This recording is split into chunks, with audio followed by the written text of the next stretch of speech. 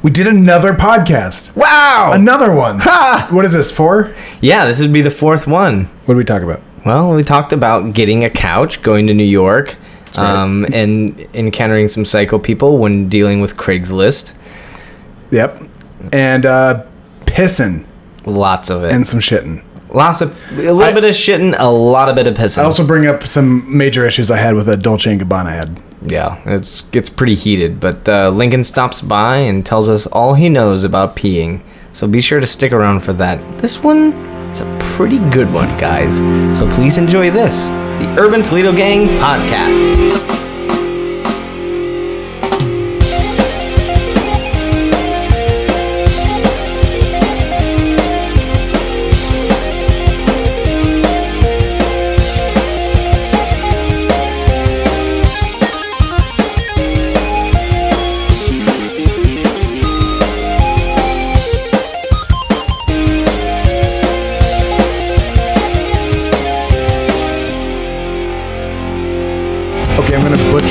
But have you heard of? I know you've heard of it, but what's this company called? Dolce and Gabbana. Dolce and Gabbana. Dolce and Gabbana. Honestly, I don't know what they sell. Is it clothes or cologne or what is it? It's just perfume. It's perfume? No, I think it's a whole brand thing. It's like clothes and perfume. Which is all you need when you have a brand.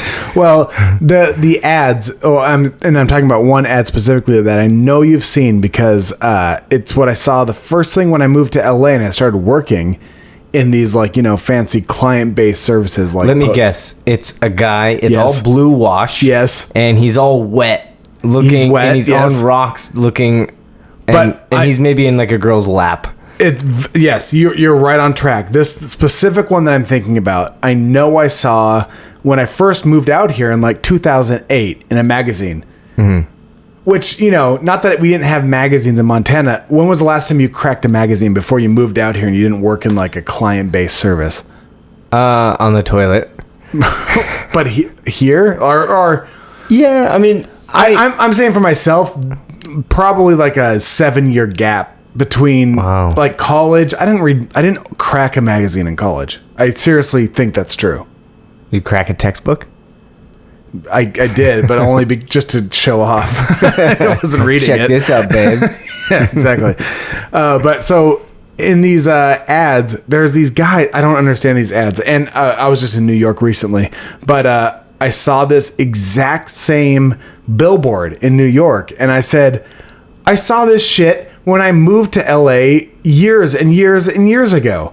And it's this guy for, how do you pronounce it? Dolce and Gabbana? Dolce. Gabbana? I'm concerned about the first word. Dolce? I think it's Dolce. I think it's spelled Dolce. Dolce, yeah. Dolce? It's a made-up language. All right. Yeah. So it's this guy, and he is in like a Caribbean or tropical, completely blue water. Yeah. Very tropical. He's on like a boat, and he's looking at you with his like slick back. He's like Italian or something. I don't know what it is. Anyways, he's wearing a white Speedo, and in this specific picture, I know you've seen it. Uh-huh. In this picture, he's just like spread eagle at the camera, and he's looking all relaxed and really comfortable, except for the fact that the camera is looking right at him, spread eagle, and he's wearing a white Speedo, and he's weird. Like leaned back.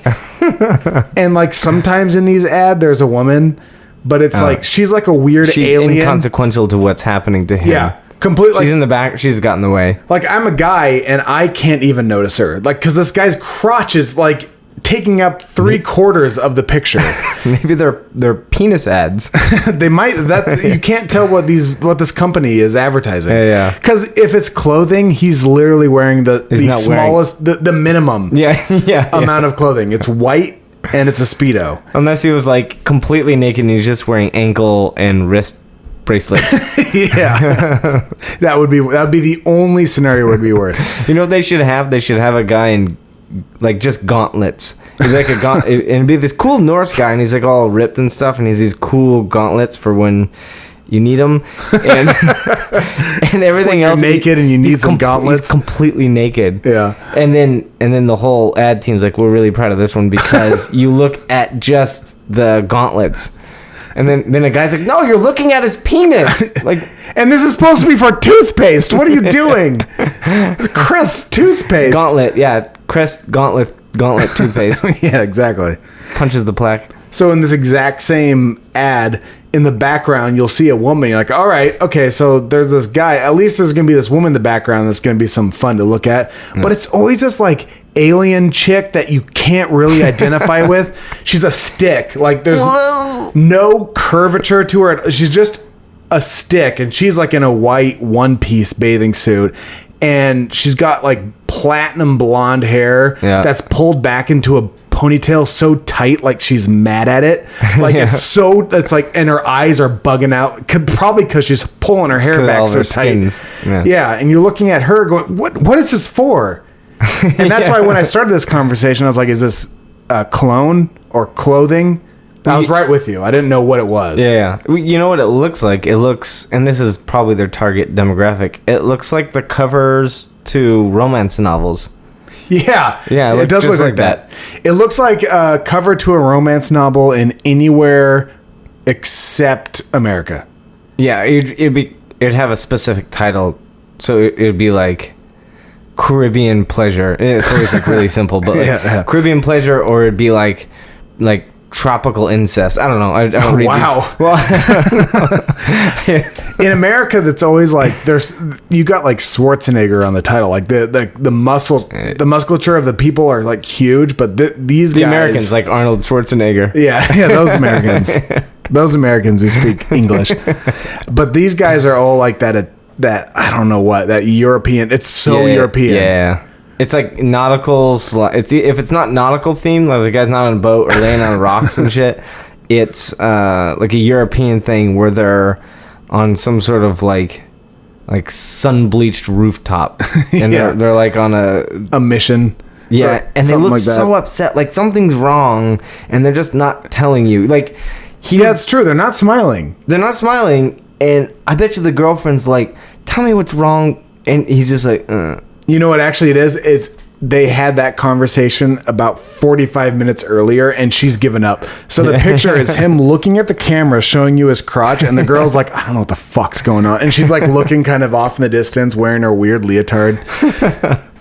The worst that stuff's weird. It's really weird. No wonder bizarre. I can't pronounce it. It's like as far European as you can get. Yet in New York, billboards of this shit. And I was because like, they're all tourists. I saw this stuff in a magazine 5 years ago.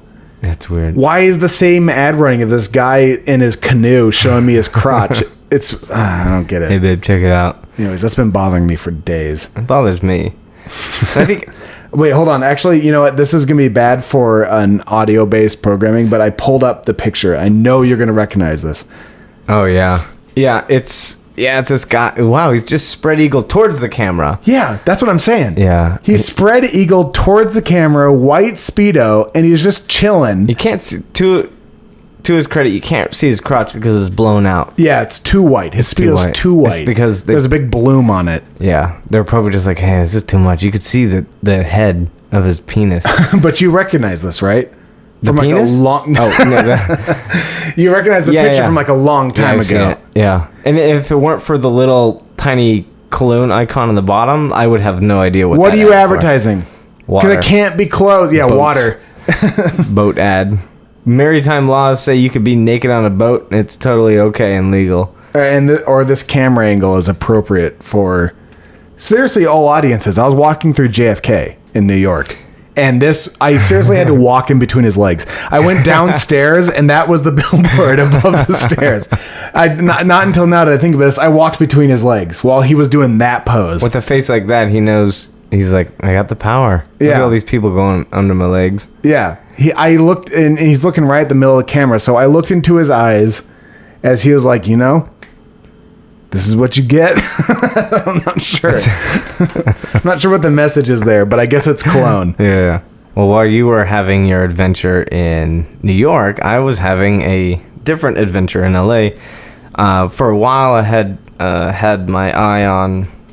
I just wanted to get a sectional to put in our corner, so when we played games, we could just like lay all over them and fill the corners and all that stuff. A sectional couch. A sectional couch. Yeah. So you would have, essentially, it's an L shape. So, you have kind of, it's a normal couch part, but then on one leg, you kind of have this almost like bed-like thing coming out, but it acts as a couch too. Mm-hmm. And so I looked on Craigslist, and there's a few things nearby, and it's Craigslist, it's a crapshoot. So half of it's just like, get your penis enlarged, and they have all these keywords like sofa in there. So after getting some of those, I was like, I should get a real sectional. And so there's 2 posts, and one of them I was like, hey, I'm interested, and another one I was like, hey, what's the dimensions on this, because they didn't give. And so the first one was like, it's in storage if you want to go get it. It was like an hour away. I was like, I don't want to go get it. The other one didn't get back to me for a while, so I was like, whatever. And I kept looking, and then eventually this lady emails me and I was like, hey, I have the sectional if you want it. You gotta let me know like soon. And I was like, what the hell? Like, this lady's it's like you're looking for a sectional, but she kind of attacks. Yeah, she was like, almost like she came out of nowhere and asked me if I wanted a sectional. I was like, oh, yeah, sure, why not?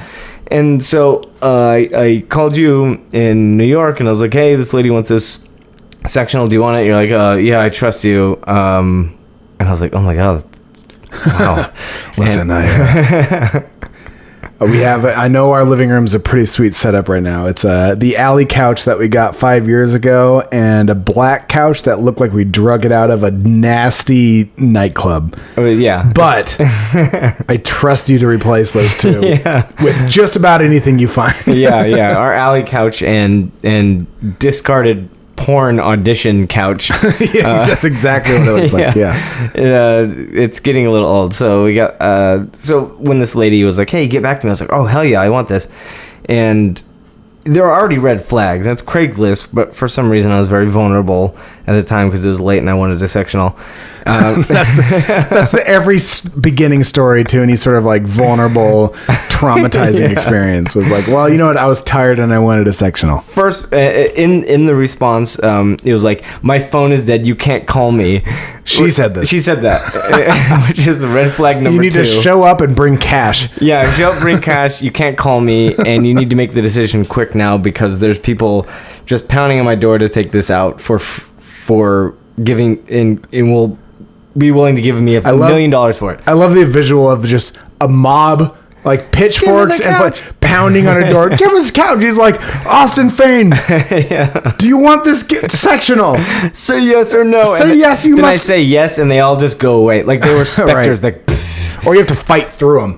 Yeah. You have to fight through them or clamber over them in a way and like reach the top. And when you put your hand on the couch, they all cheer. They cheer, and they're my minions, and they do whatever I want. They're here now. Yeah. Thanks for coming, guys. Come with it. Well, minions didn't come with it, but crickets did.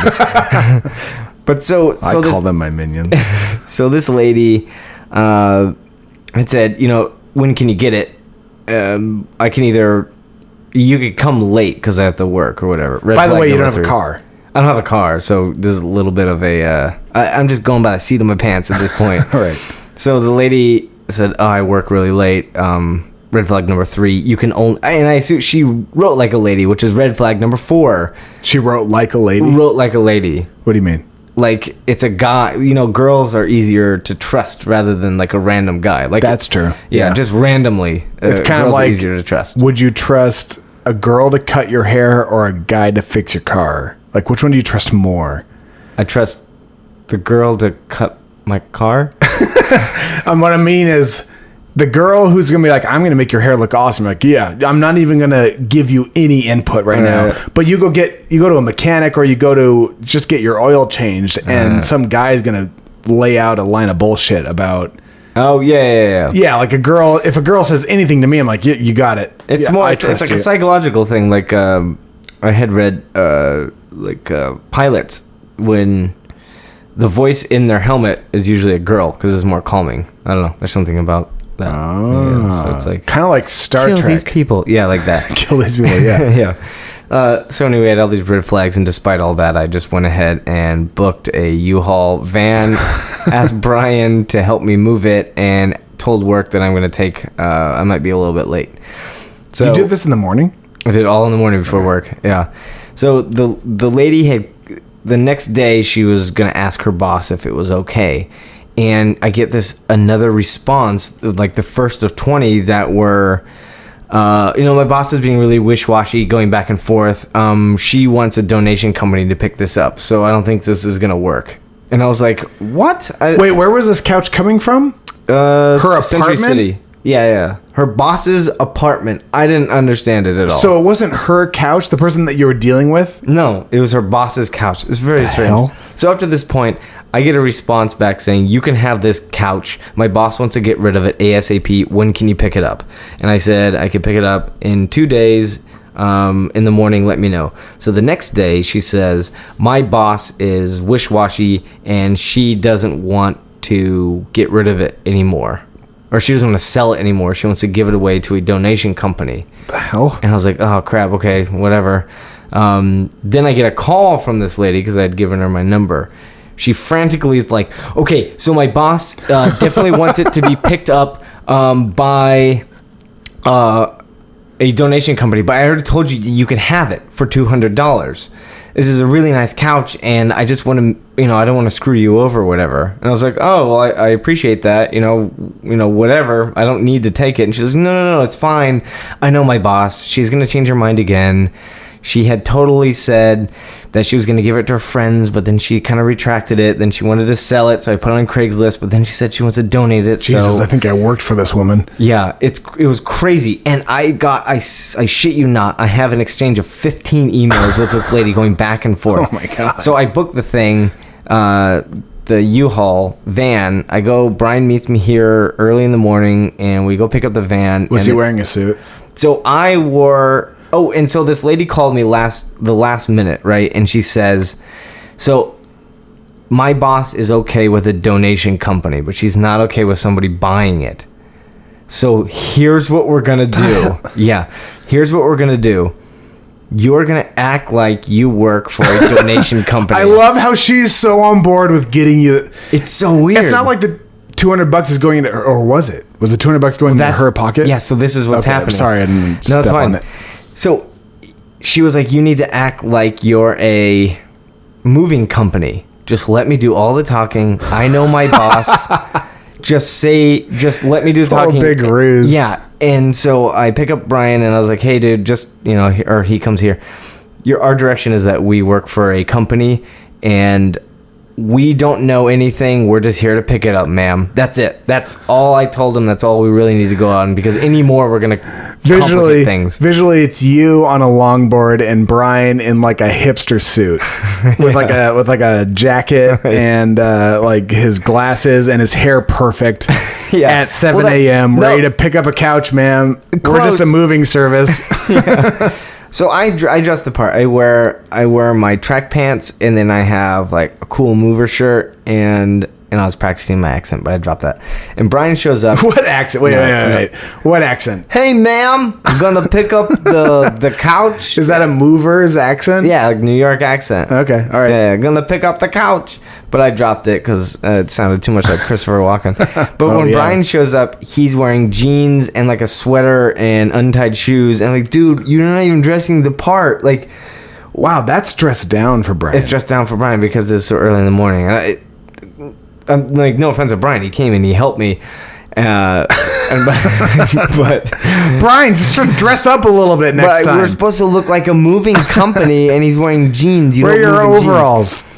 So it was good. It ended up being okay that he wore that, because when we're driving there, the lady calls, like as we're driving. Me and Brian are having fun. We're in this big van U-Haul, like flying down the road, like in the morning, going against traffic. It was awesome. And the lady calls and she's like, my boss is freaking out. She doesn't want anybody to pick this up right now. Just hang tight. Circle the block. It's fine. It's not you. It's her. Just hang tight, and I will call you back. What time was it? Like 8 in the morning. Who freaks out at 8 in the morning? I don't know. This lady's boss. Wow. So we sit in a parking lot, and we're just like chatting about this and that, and I get a text that just says like, all's good, just come by. And so I was like, this is weird. This is a really weird situation that we're in. And me and Brian, when we're sitting there, are thinking about, you know what's going on? Like, why would I be giving this lady money if she thinks a donation company is coming to pick something up? The donation companies don't pay you like, hey, thanks for the donation. Here's $200. Like, that doesn't... Those New York shysters. That doesn't happen. So I realized this lady was freaking out because she had told her boss that it was a donation, but she had under the table made a deal with me for $200. So she's lying in her pockets. She's lying in her pockets. Do you think that was her plan from the beginning? That might have been her plan from the beginning. Like, her boss donate this couch, and she immediately goes to Craigslist and says, that might have been couch, $200. Yep. Because she was just like, let me do all the talking. You know, all those red flags that popped up before, it all started to make sense. Did she have an eye patch?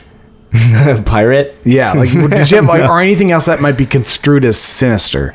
No, because they were both wearing yoga outfits when I rolled up. They're both wearing yoga pants. Well, you know what? In this city, yoga pants is that's pirate. pretty sinister. That's sinister yoga pants. Yeah. So I realized this, like, I have to play this part because I'm in the middle of this bizarre scenario where this lady's lying to her boss about selling a couch that she thinks is being donated. And you have no reason to rat her out. You don't get a couch. I have no reason. I don't care. I just want to give her my cash and I want to get out with the couch. As long as that happens, I'm happy. Yeah.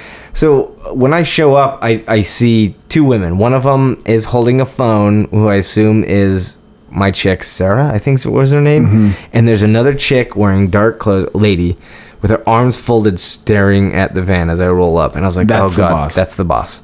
So I do like a 3-point turnaround, and I back up into her driveway, and it's really tight, too. Trying to act like you know how to drive a van or a huge truck. By the way, side note, thank God I know how to drive big cars and shit, because I used to be bouncing hook up trailers and stuff to pick up, so I know how to like maneuver.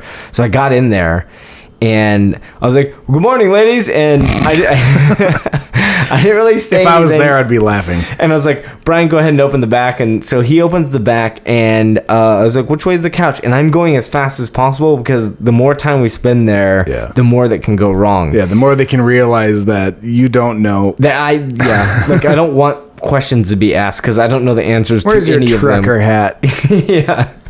Like, despite the fact that we show up in a U-Haul anyway, which is not a donation. Yeah, that's a good point. Yeah. Donation truck that uses U-Haul every day when they go off to get couches from around LA. We strike a deal with them. And so we go back, and she's like, oh, it's this way. And she's like walking to catch up, and the boss is kind of walking behind with her arms crossed, didn't say anything.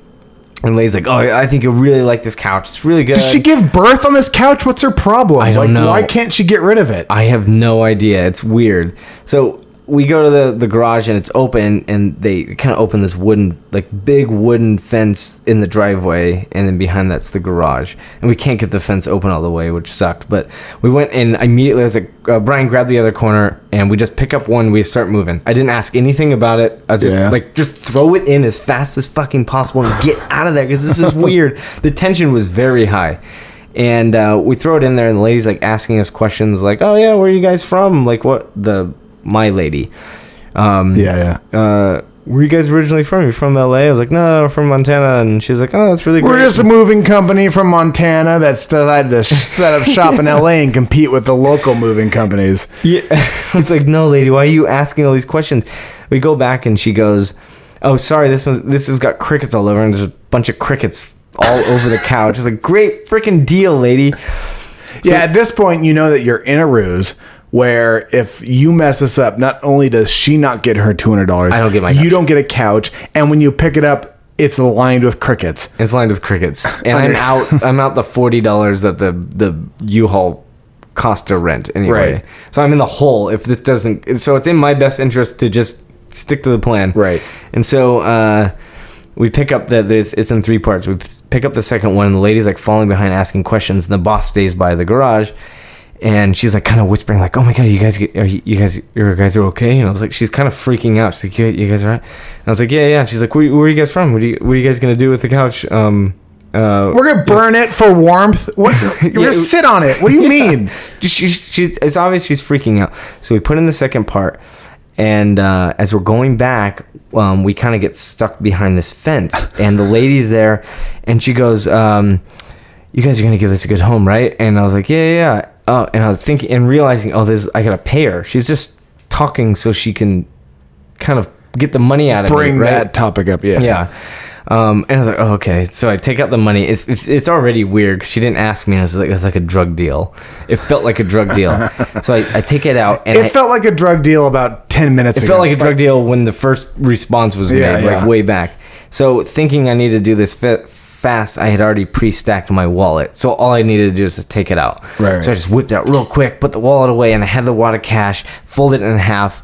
And she's going, it's hard to describe.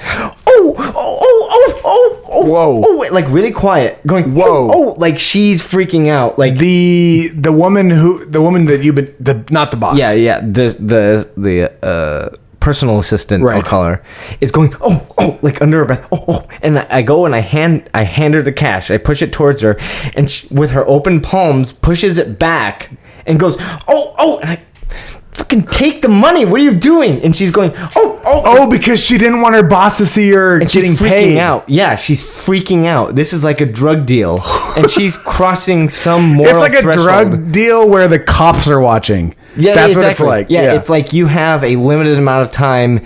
Like it's like the camera in Metal Gear Solid is sweeping one way and it's coming back. That's coming back, panic. and you're pinned against the wall, and you're like, I think this will brush by me and not see me. It might illuminate my toe, and you're just waiting for that exclamation mark and that. Yeah. So I'm trying. I'm literally pushing it into her hands, and she's not taking it. Going and I kind of like grab her hand and put it around it, and she goes, oh, and she has it. It's out of my hands. She has it, and she goes, holy shit. Yeah, it was weird. And then she like puts it in her bra. So she crossed her, in my mind, her moral threshold. Like that was her. Right. That was her, like, I'm doing a bad thing. Like she was like, okay, I've arranged this thing, and now she's it's face going to down. face. Yep. Yeah. Now she's doing it. And I was just like, and I just walk away. I was like, that was fucking weird. And I still got another piece to get. And there's the lady with her arms crossed, waiting for me to come around from the other side of the fence. Yeah. And as I approach, she goes, is this for you? Oh, shit. Yeah. And I go, yes. So you totally screwed that chick over. Yeah, I screwed the whole thing over. I screwed the whole thing up. And no, well, honestly, you didn't. She knew. I didn't know what to say because she asked directly me. The lady was, for all I knew, the lady was behind me still flipping her wig about me giving her money. She's a horrible liar. She's a horrible liar, and she said she was going to do all the talking, which she did none of it. And by all the talking, she meant, it was so weird. Her going, was so, I can't describe how bizarre that was. And she asked me, is this for you? I say yes. And then I just say, Brian, grab a corner. And then we start picking it up. And the lady came running around. And she's like, oh, he's going to give it a good home. Cause he just moved and they don't have anything at his place. And she's like just making this thing up on the spot. And it's this panic mode. And the tensions are doubled because in that moment she had the decision. She could make the decision to say, and he paid me for it, here's the money. Right. And there was this like vacuous 3-second silence where I feel that once that passes, you're now lying because you can't say like, oh, by the way, you gave me $200. I forgot. Like, if you don't say anything after that certain point, you are now in a lie. You can't go back after that. And in that 3 seconds of silence, nothing happened. And we put the last thing in there. She said, do you want another round ottoman? Because I don't want it. This crappy brown piece of shit thing. That's sitting behind me and right I was now. like, sure. And I threw it in there just to be like, I don't know. Sure. Just to be agreeable. Yeah. Just like, whatever you want. And she was like, oh, we got more tables and stuff. Later, we could talk about it. I was like, yeah, that sounds good. And I just closed the thing and I just got the fuck out of there. It was so bizarre, that whole thing, from beginning to end. Do you think she's fired now? No, because I got an email later saying, hey, it was great meeting you today. The boss really likes you. Bullshit. She's a very private woman, but she's going through a divorce, which, by the way, when somebody's very private, you should probably not go around announcing she just went through a divorce. You just took this. She probably did have a baby on this couch. You just took this marital family's couch that has now been severed. This man and this woman have destroyed their relationship. They've been separated, and she has a lot of emotional attachment to this couch that's to my left right now. She wanted to just give it away, just get it out of her life. She just wanted it out of here. She didn't care how. And her assistant made $200. Bangs off of it. Her assistant made money. If you're listening right now, Mrs. Mrs. Sarah, shame on you. Shame on you. You just made money off this poor woman's divorce. She's probably going to die soon. And you're going to feel real bad. Yeah, if you don't already. Yeah, you probably won't feel bad. I'll probably sell the rest of her stuff. Yeah. And in the email, she said she has other things that she wants to get rid of, a.k.a. other things that I'm going to tell her that I donate. I'm sure that'll go smoothly. So I don't know. If we want a table, we might have to go through this shit again. Wow. But maybe I'll plan to be in New York and you can get Brian to help you again. We ended up with this couch that's very nice. Apparently, I love this couch. It's a $3,000 couch that has hardly been used, and we got it for $200. We were actually talking about this today, and you were saying there is something about this couch that makes this room feel so nice. Because it's a nice couch. Yeah, it is. Because I said it's very inviting. Like you walk into this room and you see, you're like, hey, I'm gonna that take a lay. 3/4 of this room is layable. You can lay down. Yeah, it's like having two twin beds pushed up against each other. But you know what I realized? I think this couch is orgy material. That's going to be the problem. Is that we're going to have a party and it'll just turn into an orgy. And like none of our friends have been like that, but we're all going to look at that couch and be like, 18 of us can lay down right now on this couch. I think what it'll be, it'll probably be Lincoln. Yes. And Lincoln will drink a little bit, and then we'll look over, and he's just jacking off, and it's not like explicit. He's not like shamefully looking. He's kind of into it, and he's just looking down, and he's jacking off, and where normally you just be like, dude, stop. Typically that would be offensive, but in this case, the couch is like, and then like the nice lighting we have. Yeah, and I think typically you'd say, Lincoln, stop. Instead, you shrug, sit down next to him, and start going at it too. Right. So eventually, the party will just turn into, I guess we're not the orgy type, I guess, but we are more of the mutual masturbator types. We're not the orgy type, but if Lincoln gets things going. Yeah. Who knows? And with this couch, who knows? With this couch, yeah. Those two, like Lincoln has the spirit of a 70s porn star coupled with a modern day porn set. We have to have him on next so that he can, confirm, of course, what we're saying. I'm sure he'll agree. He could defend his position. Yeah.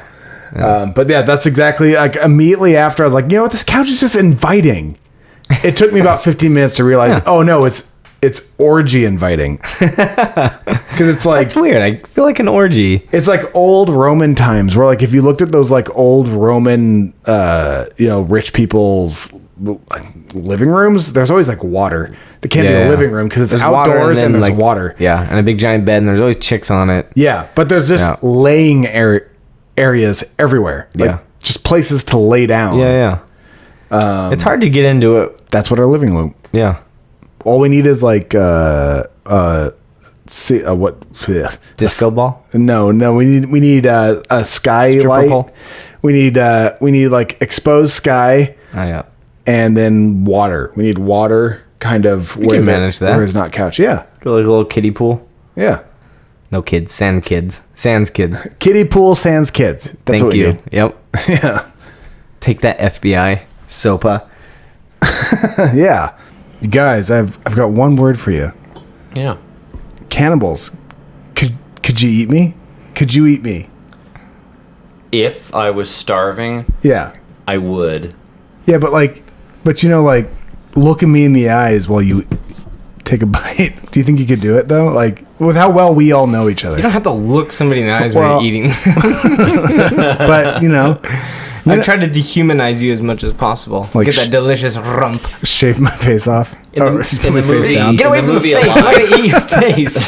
The face is present. You're going to have to deal with it sooner or later, depending on how hungry you are. In the movie Alive, they ate the butt for some reason. Maybe just because that's where a lot of meat is. I would not eat the butt. I feel like I would start with the meat of the what's this? Thighs. Thighs? The thigh. Yeah. Thighs, yeah. That's close to the butt. That's pretty much the butt. Yeah, but it's not. It's not the butt. There's a difference. But so what if it was like this weird thing where it's like the three of us and then there's like another guy that we never knew, but like, oh hey, come hang out with us, and then the apocalypse happens or whatever. Yeah. Like we'll just be like, sorry, we don't know you. We're gonna eat you for. I'm I sorry. like how he's a lot. Like, this is weird because are we cannibals or are we murderers? Are we No, gonna murder we're- this guy and then just start chomping on him? We are 'Cause you so just- hungry and we have no options. So it's like time to eat one of us. And Why won't he just run away? you can't get out of the small area that we're in. Like we're in this Okay. apartment right now, and the apocalypse happens, and a meteor like blocks our door, and And that's crazy. Brian, yeah, it's crazy, man. It's An a crazy apocalypse situation. happens and then there's a meteor. What are the chances? Yeah, well, it is part of it, and then let's say Brian. We know Brian really well, but let's say Brian is just a strange guy, Okay. another white guy, so it doesn't get racist or anything. I can see that. I can see that. And then, but who, like, how do you break it? Like, listen. Hey, dude. I think we just start eating them and let him figure it out. Yeah. Surprise. He'll know what's going on pretty soon. Dude, we're hungry. Yeah, because if you bring it up, it'll be like trying to catch a cat. Yeah, that's yeah. Cornering a cat or a rat into a small room and just like trying to kill it and eat it. Trying to eat it. Yeah. Yeah. Except it's huge. Now, what's the most nourishing thing that can come, like, that you can eat without killing someone? Because I think poop would get you sick. I agree. If it's not your poop. I would not start with the poop. Or I, you just yeah, I like, see where I'm going with this. I Yeah. feel like there's something that you could somewhat sustain yourself off of, and it's not poop. You can eat the digits first. Fingers and toes. Fingers and toes. but like at a certain point, you just keep it. This is getting dark. At a certain point, you keep this person alive while you just dismantle them slowly. I feel like after a while they stop feeling. Oh, okay. Wow. They're just kind of in a daze. Well, I'm in a bad mood now. So, now we have a guest here who appeared magically. Lincoln is back. You would know him from the Thinking Man jokes and Welcome, us Lincoln. making fun of him. Yeah, I'm here to co-host tonight. Just to follow up on some. Not really co-hosting. It's more just you're our guest, and I feel like Just pump the brakes on that I feel a like little if bit. Austin was out of town and we wanted to have a 3-person thing, it could be Patrick and you hosting with 2 guests. It'd be me awesome. co-hosting, two guests. like Brian as a guest. I feel like in that instance, You could be if a one person was guest gone, I and could then like a co-host. backup guest, because sometimes you need some backup. you do need some support. Like what you did just then was kind of Out of line. yeah. But something that came up earlier in the show that you weren't here for, out of all of us, we kind of feel like, if there was like a group hangout or something happening, if a orgy were to be instigated, we kind of felt like you would be the instigator. That you would be the starting. What in my history has ever led you to believe that I would ask It's- either of you to join me in an orgy? It's not asking. We get the impression Just that sort of you like- would just start one, and then whatever happens.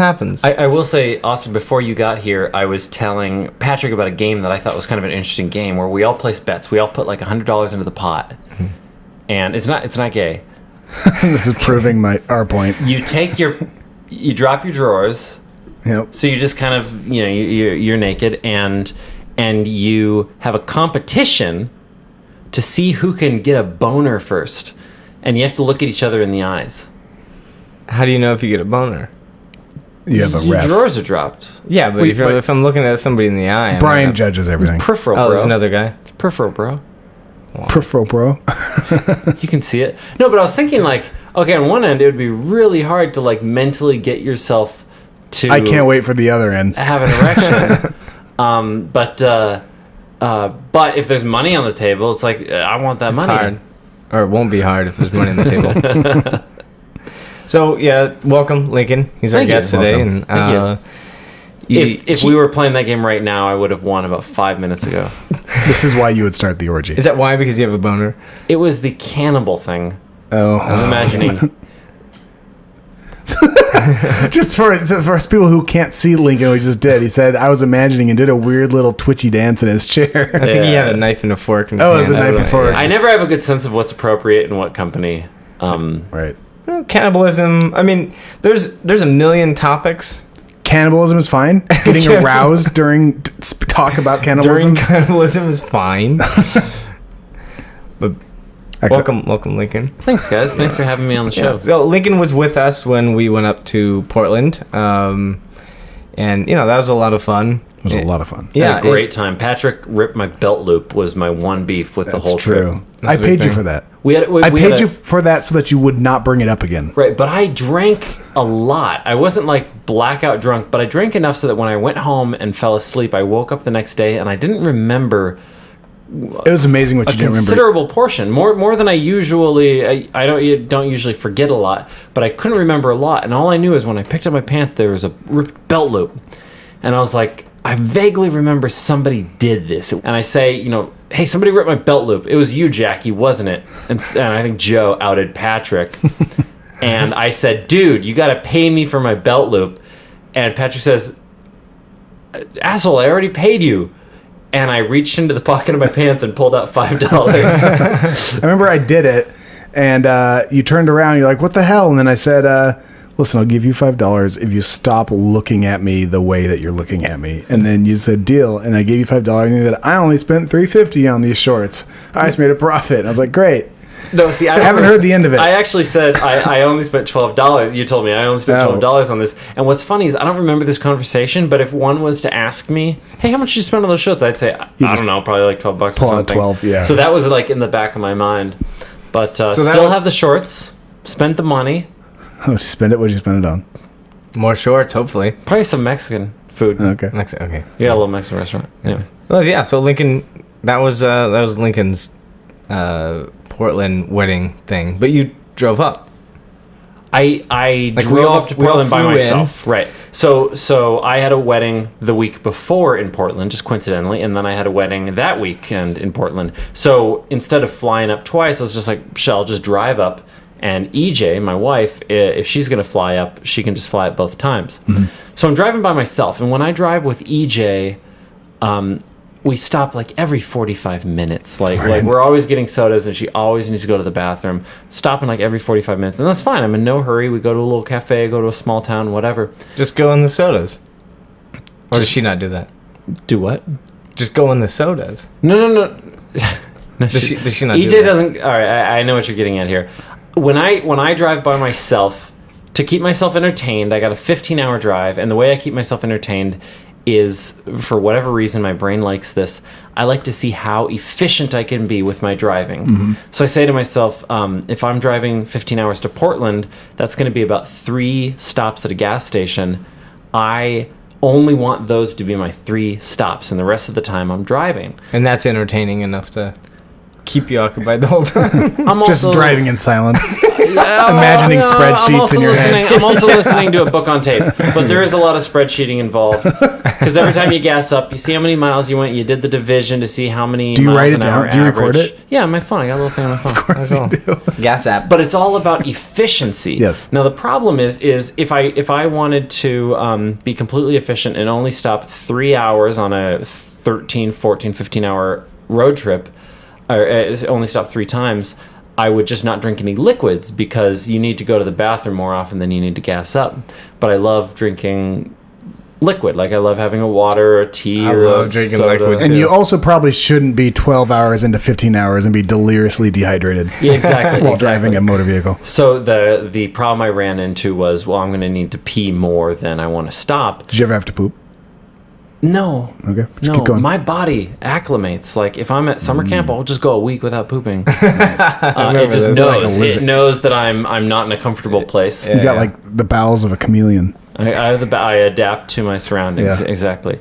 I thought that meant is just you couldn't see him take a dump. I don't know. Yeah, I was trying to put that together. you there. don't see him take it down. Well, yeah, I guess you don't. No. So anyways, I decided that I'm going to get a container and I'm going to pee in this container on the road trip. Whenever I need to pee, I'll just pee in the container. And then when I stop 300 miles later, I'll just pull over to the side of the road, take my container, empty out my 3 or 4 pees, and it took a couple seconds. So you're collecting more than 1 pee? I'm collecting on average 3. Because 3 pees. I mean, I will say, and I don't know if you've done this better, I peed a lot in bottles. No, I'm sure I've done it, but it's not a habit of mine. Yeah, I'm sure you would know if you've done it. But like, it's just one. It's a one hitter, and then it comes to the top. You just put it in your your little holder, and then throw it away when you go gas up. But you collect them. Well, there's like a fucked up Howard Hughes. Once again, efficiency. He can't get rid of the bottle. It's not a fucked up Howard Hughes, because Howard Hughes, like, he could have walked to the John. I don't know why I collected his urine. Me, I was on the road. I've done this once before. One time I was driving to LA and I got some Powerades with the big gulp. You don't get the little thing because you can't drive. Stop bragging. You can't drive and point your hole right. at a Pepsi opening. You you need the big gulp. You need a Pepsi Max. Because basically it's not any bigger. I just like the name. Makes me feel better. It's like Magnum condoms. Normal Pepsis aren't good enough for my penis. Let me tell you guys the system I discovered in case you ever need to do this. I know that you guys wouldn't do it for leisure, but you might find yourselves in a situation when you're on a long road trip and you're in a hurry. Yeah. Somebody's dying and you need to get there to say goodbye to them or something. Right.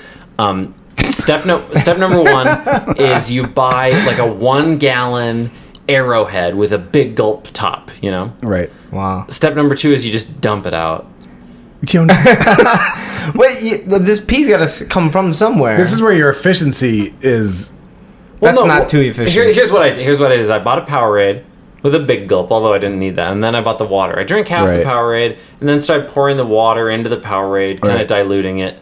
I was able to get through about a third. You don't want to drink too much because then you're gonna run into containment issues. Yeah. Ultimately, I ended up pouring out about half of the water, and it's pee time. I'm driving 70 miles an hour. It's not very safe. You got to be really careful, but it is pee time. And so I realized that with my shorts on, I can't really, if I pull myself out, there's not really room to like let it hang. So I took my pants off. Yourself? Wait. Yeah. What? Yourself? No, I'm not gonna hang. You're driving and you remove your pants. Remove my pants. Like completely, like Completely. off. Okay. I take them off. How do you manage that? That's difficult. I set them on the Seems passenger difficult. seat. Well, you took them completely off. Yeah, but I can run underwear on. Chill out, bro. No, but that's how not the did you problem. do that? It's like getting the belt and around your around your shoes. Did you take your shoes off? Step one. No, I wore I was looking out for that. I wore sandals. Okay. This was Yeah, all but you part gotta of the take plan. them off. Okay. So you unbuckle. You're driving with one hand. You loosen your belt. You kind of at one point lift yourself up. You pull your pants off. So now you're just in your underwear. Then you take your gallon container and you get it. You scoot up on your seat. And you have the gallon container just kind of hanging at a 45-degree angle off the front of the seat. So you're holding, and this container I bought had a little strap on it. Do you have an Excel document somewhere that has the angle and trajectory and the No. Okay. No, I don't. All right. Sorry. So with one hand, I'm holding onto the bottom of the steering wheel and holding the little plastic strap that came with the water bottle.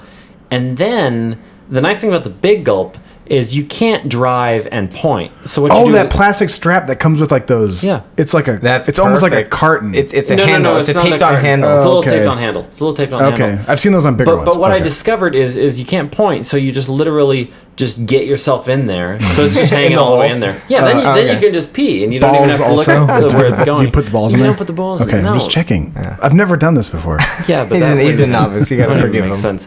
The weird thing is the finicking around of trying to get it in there. Yeah. It's nothing sexual, but it does cause like. Oh, you don't want to cross the line. Sometimes it becomes like a tight fit. Wow. All right. Where just the no, I don't know how to put this. It just kind of wakes you up as you're maneuvering around. Sure. Get the blood flowing. And so I get it all situated, and I start taking a leak, and I'm like, oh, success! Like this is working, and it's not even like getting everywhere. And then I start to feel this weird pressure feeling, and I realize that I've more or less created a seal. And as I'm peeing in the container, it's pressurizing, and it's starting to get really uncomfortable. Trying to escape. Air is trying to escape. I don't know what to do, and so finally, kind of in a panic, it's arousing you, and it's closing the seal even more. It was very overwhelming, and I'm driving 70. So finally, in a panic, I just kind of push on the side of my penis. on the side of my penis, Yeah. and then it goes.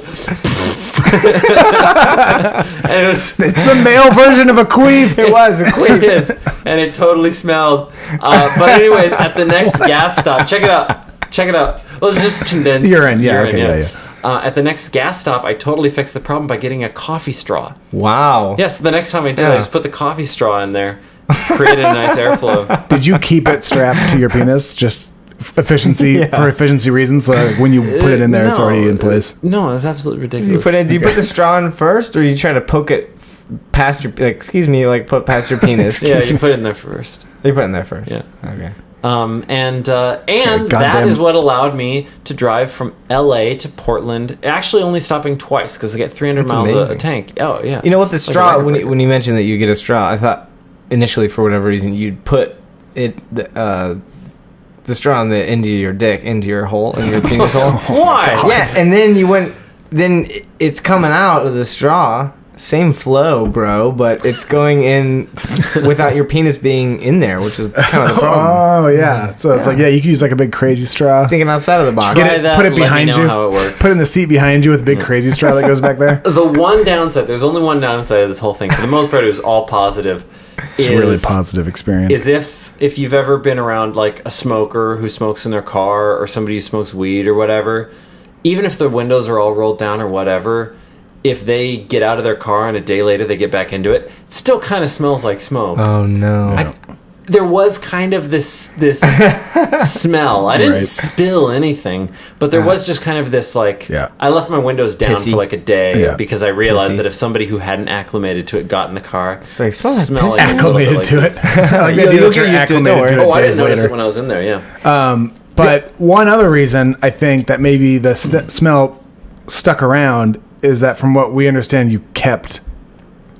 You kept the bottle. Like you peed on top of your other pee, which is pretty disturbing. No, you pee on pee. So it's cold pee. There's just something off about that. But you were in Portland for a week. Well, no, and then you drove home with the same bottle?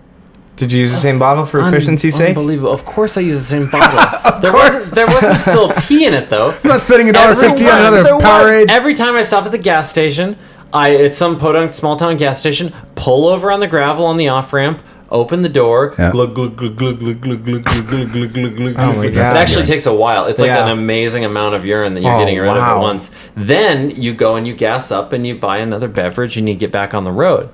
But like, I spent $4 on this water bottle, poured half of it out. I'm not going to throw away the bottle, so I just put it in my trunk. I'm just saying, after the end of the trip, you throw away the bottle, and then you're on your way back. You get a new trip bottle. there, trip back, $8. Trip there, trip back. I used the same bottle, but I did throw it away when I got back. But I was thinking about writing on it, "Don't drink from this." Or, like some homeless guy's like, my lucky stars. Now what is this on the side of the road? Oh, this is just a nice container to put some water in and drink right away. Here we go, gonna drink it real big. It's been miles since I've come across a container of any sort. It's been peed in. I drank the pee. Oh my God. This makes me think of something that's been bothering me a lot lately, which is like the idea of the amount of urine that you create during. This isn't about the amount of urine you create, but just people a lot. In general. The idea that like you make in 15 hours, you make a couple stops and unload a ton of urine. We're like amazingly inefficient creatures. Nah, man. That water's all plants, gives little chipmunks food. I know it's getting, we're dispersing it, but I don't like the idea that we need to consume and expel that much in such a short amount of time. Animals do it. Animals don't give a shit. They could be in the middle of like some mating thing, and they're just like, I'm just gonna take it. They're gonna take a dump. But it's not about the fact that we're doing it. I like the idea that if I put batteries in my remote, it's gonna last for almost a year. But I need to eat an amazing amount of food 3 times a day, or else I'm going to start like I'm going to go into like panic about like where my next meal's coming from. Right. It's crazy. Like if you think about everything else that we use on a day-to-day basis, filling up your car with gas, how long that's going to last. Yet tomorrow morning, breakfast and then lunch and then dinner, just to get me through one day.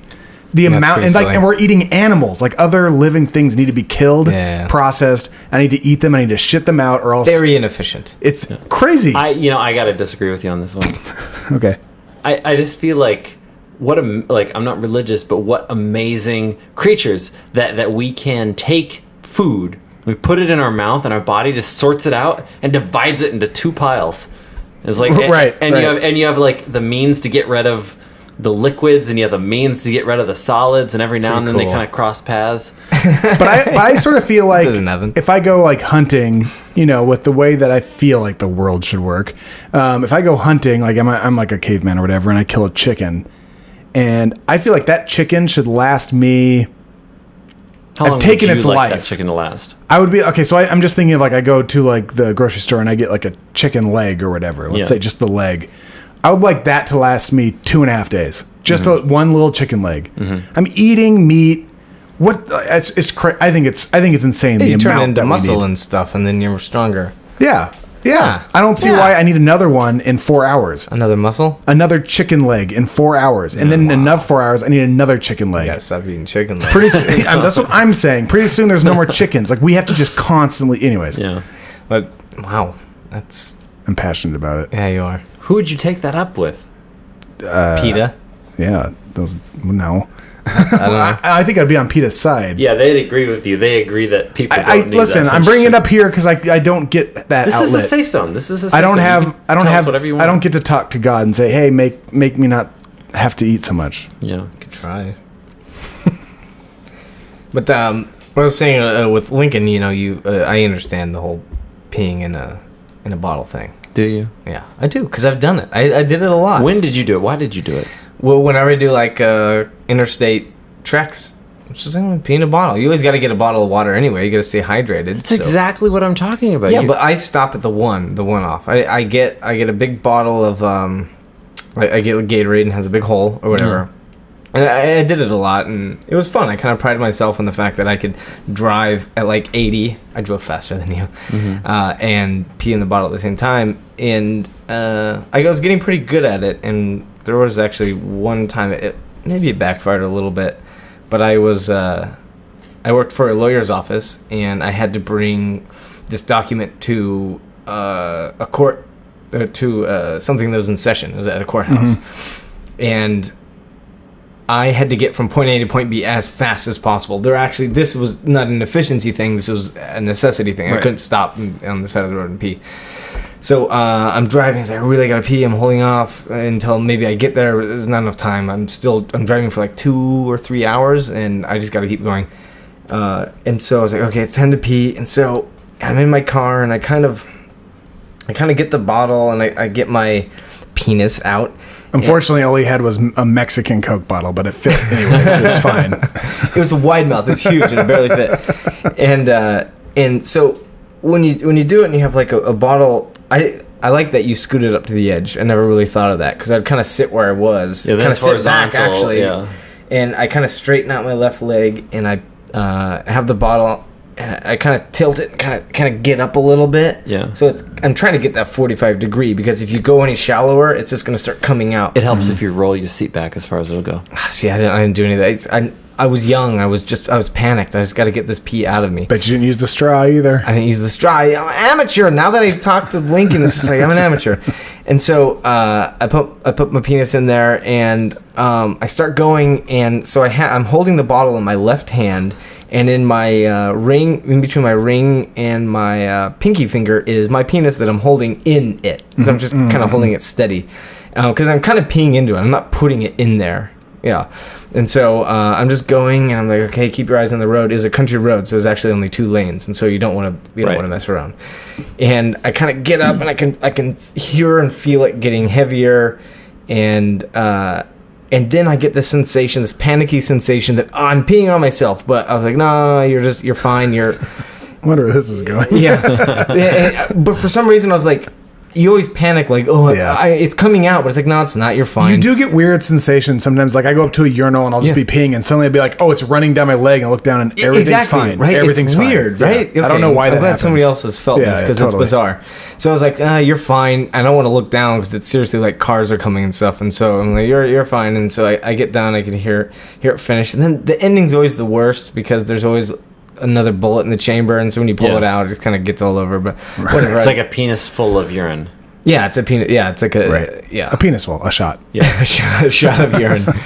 And I was like, okay, I just put the top on, and I put it in my cup holder, which is gross, by the way. It is gross. And honestly, side note, I have grabbed for it before. Like, oh, I want to drink. Oh, that's piss. Yeah. I'm never drinking that very much, but like I always grab for it and accidentally drink some. And then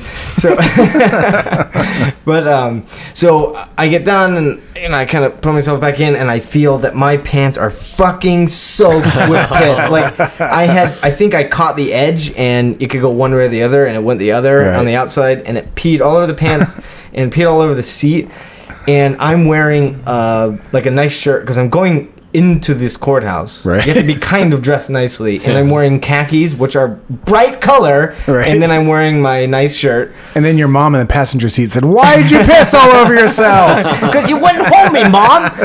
And so I'm like, I'm young and I'm panicky, and I'm probably 20 minutes out, and I have piss all over me. And it smells really bad because I'm scared. So it's fear piss. And I don't know what to do. And so I kind of take them off, and it was a really big to do. Like, I think I almost died trying to take my pants off. And I'm just like, oh God, it's all over. You were saying you when you described taking your pants off, you're like, I took the belt loop off, pulled them down, then I just took them off. You skipped the most difficult part, which is getting it off your legs. At some point, you have to drive with your left foot.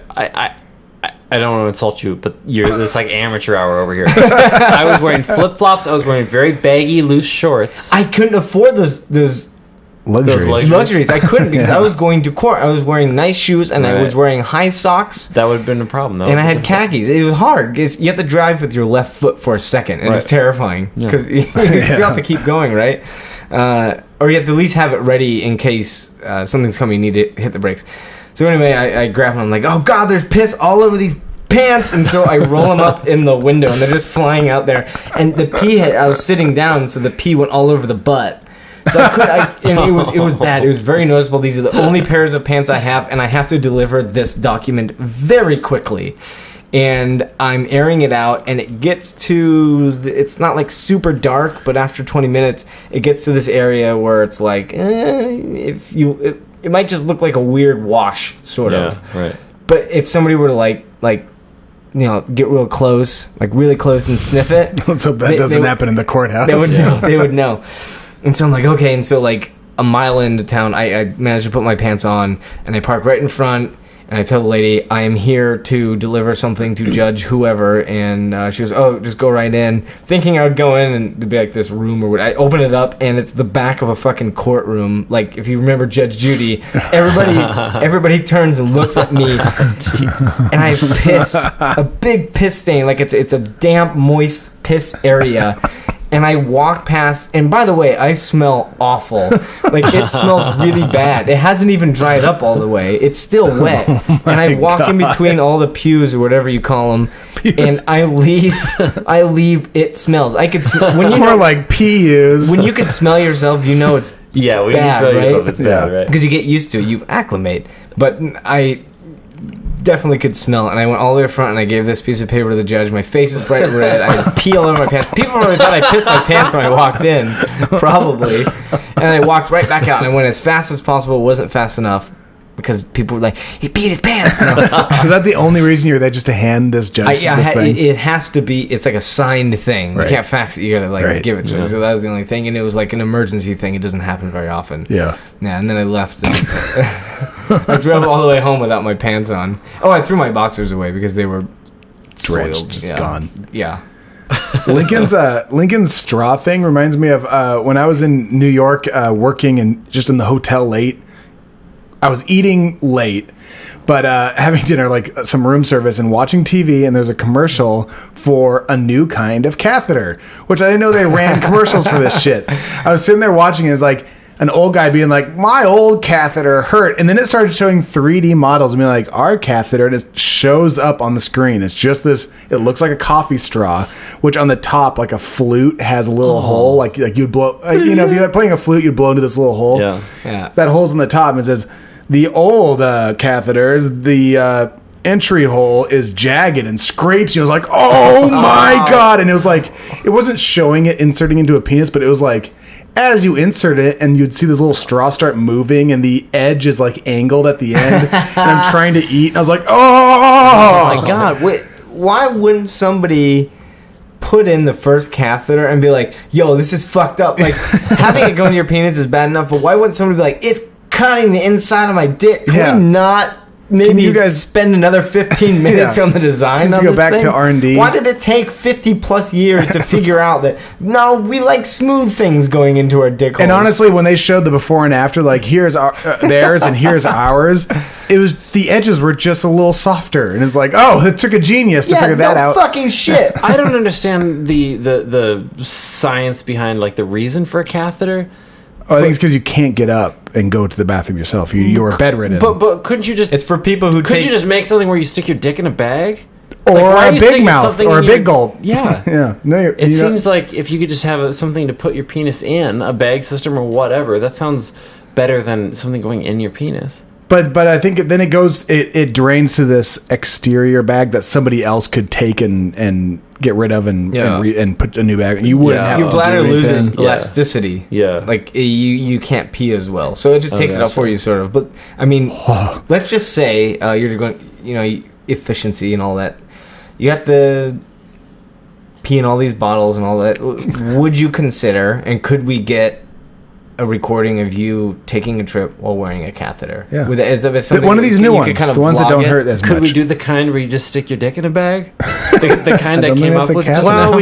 The reason Patrick brought it up, and what we didn't tell you before we started, is that we actually got one of these in New York. And I will... You're kidding me. Bring it out later. And we knew you were going to talk about this, so we're wondering if on air you wouldn't mind putting it in. And you know what? On top of that, to your efficiency, it's the kind that has a Brita filter at the end, and you don't have to dump. You never have to stop. Now you just drink you're bullshitting me. I know that's not a real thing. But would you, like, all joking aside, would you use this if we on one trip? Here's what I would say. If we paid for it. Here's what I say. If there was some sort of a Brita filter that said, like, you can literally filter your urine, I would piss in it.